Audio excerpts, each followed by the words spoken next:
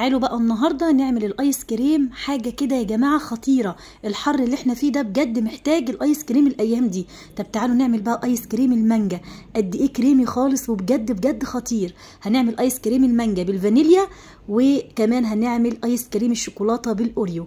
عايزه اقول لكم يا جماعه حاجه كده بجد تحفه. عاملينه بقطع المانجا بقى زي ما انتم شايفين كده، جميل جدا جدا.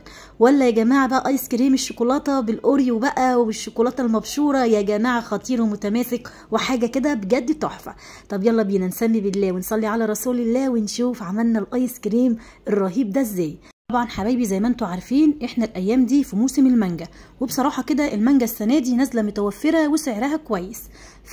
اي حد كده عنده شويه مانجا في الفريزر او شويه مانجا في التلاجة، او لو ما عندوش انزلي هاتي كيلو مانجا واحد. انا عايزه اقول لك دول كانوا اقل من كيلو، كانوا عندي في الفريزر زياده كده كنت حطهم. طلعت كده حوالي زي ما انتم شايفين حوالي 3-4 حبات، بس دول كانوا متوسطين، يعني دول يعملوا معاكي حوالي حبتين 3 من المانجا لو كبيره.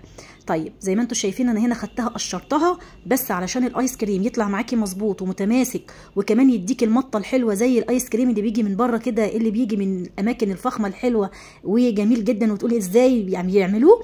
فانت النهارده هتعمليه بايديكي ازاي بقى، هقولك على تكات حلوه جدا. بصي بقى، اول حاجه لازم يكون المانجا بتاعتك مفرزه بالشكل ده. طبعا انا فرزتها في الاول عشان اقدر اني انا اقشرها واخد منها اللحم بتاعها كويس قوي بالشكل ده، لكن هي المفروض تكون مفرزه. طب انت ممكن تكوني مفرزاها في الاول، مفيش اي مشكله، تقشريها الاول وتحطيها في الفريزر وبعد كده تستخدميها. قشرتها حطيتها في الكبه، عليها ايه بقى، معلقتين كبار من كريم الشانتيه، 3 معالق كبار من السكر البودر.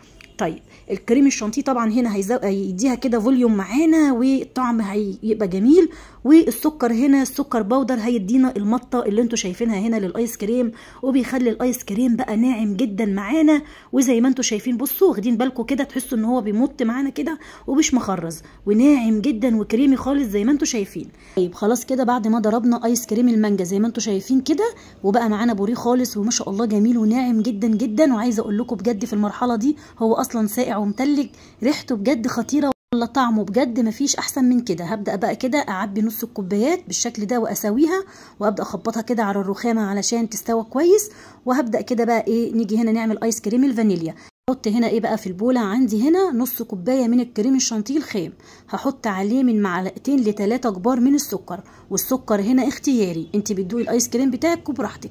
تمام. هحط عليه كمان كوبايه الا ربع لبن مثلج يكون ساقع، وهحط عليه كيس من الفانيليا، وهتبداي بقى تضربي بالمضرب بتاعك كده زي ما انت شايفه لغايه لما القوام بتاعنا يتقل معانا ويبقى كريم شانتيه تقيل. تمام كده زي ما هتشوفوه دلوقتي. صلوا على النبي حبايب قلبي في الكومنتات، ربنا يجعله في ميزان حسناتنا وحسناتكم. وبالله عليكم ما تنسوش تعملوا لايك وشير للفيديو يا قمر. طيب هنضرب بقى كده في الكريم شانتيه لحد لما يبقى معانا قوامه بالشكل اللي انتوا شايفينه ده. وعايزه اقول لكم ما شاء الله نص كوبايه من الكريم شانتيه وكوبايه الا ربع من اللبن عملت لي كميه كبيره كريم الشانتيه زي ما انتم شايفين كده. طيب هتجيبي هنا كيس حلواني عشان يسهل عليا بس ان انا اعرف احط كده في الكوبايات، لكن انت ممكن عادي تحطي بالمعلقه مفيش اي مشكله. تمام. هبدا كده احطه في الكيس الحلواني بالشكل ده، وابداي بقى وزعي يا ست الكل كده على المانجا من فوق الايس كريم الفانيليا بالشكل ده. تمام. زي ما قلت لك حابه ان انت تخلي كل حاجه لوحدها براحتك خالص، بس انا حبيت كده اعمل للولاد اطعمه واعمل لهم كده الكوبايات مشكله، بتدي منظر جمالي احسن وبيكون شكله حلو. زي ما انتم شايفين بقى هنا كده بدات احط كمان على الوش بعد ما سويت الكوبايات بتاعتنا على الوش كده قطع من المانجا. ما هو ايس كريم مانجا بقى، عايزه اقول لكم بجد كان خطير يا بنات. طيب هنا طبعا فاض طبعا مني كريمه لان الكريمه ما شاء الله كتيره. بصوا بقى هنا، بصوا الجمال قد ايه تحفه. هناخده بقى هنا وندخله بقى الفريزر ونسيبه في الفريزر من مش اقل من 3-4 ساعات، وكل ما بيقعد طبعا في الفريزر اكتر كل ما هيديكي نتيجه احسن واحسن. طيب تعالوا بقى نعمل ايس كريم الشوكولاته. عندي هنا بقيت بقى الكريم الشانتيه اللي فاضل، الجو حر طبعا ساح مني شويه، عايزين كمان نكتر الكميه شويه. هنعمل ايه، حطيت معلقه واحده كريم شانتيه، حطيت كمان عليه معلقتين من السكر ومعلقه من الكاكاو الخام وربع كوبايه من لبن ساقع برضو او بالميه.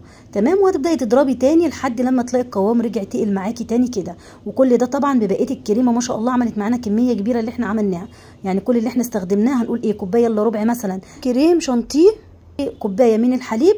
عملوا معانا ما شاء الله الكميات دي. بعد ما قلبته كويس قوي كده والكريمه خلصت معانا، هنزل بقى هنا بمعلقه كبيره من شوكولاته شيبس، وهنزل كمان بشويه كده من الاوريو، كام بسكوته كده، وده اوريو مصري عادي. تمام. هبدا كده زي ما انتم شايفين اكسرهم في الايس كريم، وهتبداي تقلبيه كويس قوي، وبرده بنفس الطريقه برده هتعبي الكوبايات بالشكل ده. وطبعا هنا ايس كريم الشوكولاته بقى فيه الشوكليت شيبس وفيه قطع البسكوت اللي هو الاوريو. عايزه اقول لكم خطير خطير، اما تجربوه هتصدقوني بجد تحفه. عبيت كده الكوبايات بالشكل ده، وابداي على الوش كده عشان هو بقى بسكوت الاوريو. فتعالوا بقى نزينه كده بالاوريو. حطيت كده على كل كوبايه بسكوته، وحطيت كمان على الجناب كده شوكولاته خام اللي هي شوكولاته المطبخ مبشوره كده، بشرت كده شويه، وبرده زينت فيهم بالشكل ده.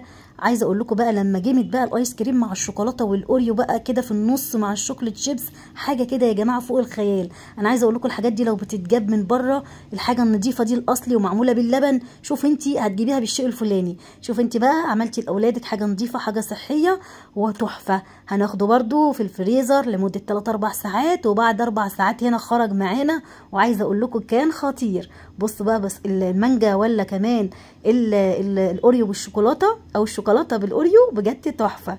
قد ايه القوام متماسك وقد ايه تحفه. طيب انت ممكن تحطي الكريم على المانجا على الكريمه وتخلطيهم على بعض على طول وزي ما انت عايزه، لكن انا حبيت اعمل كده المانجا تكون خام والكريمه بالفانيليا تكون لوحدها. عايزه اقول لكم اكلتي 3 انواع من الايس كريم، ايس كريم فانيليا، ايس كريم مانجا، ايس كريم شوكولاته بالاوريو. قد ايه تحفه. ان شاء الله هتجربيه وهيعجبك، واسهل من كده ايس كريم مفيش. اتمنى يا قمر بقى ما تنسيش بالله عليكم تعملوا لايك وشير للفيديو. بحبكم في الله.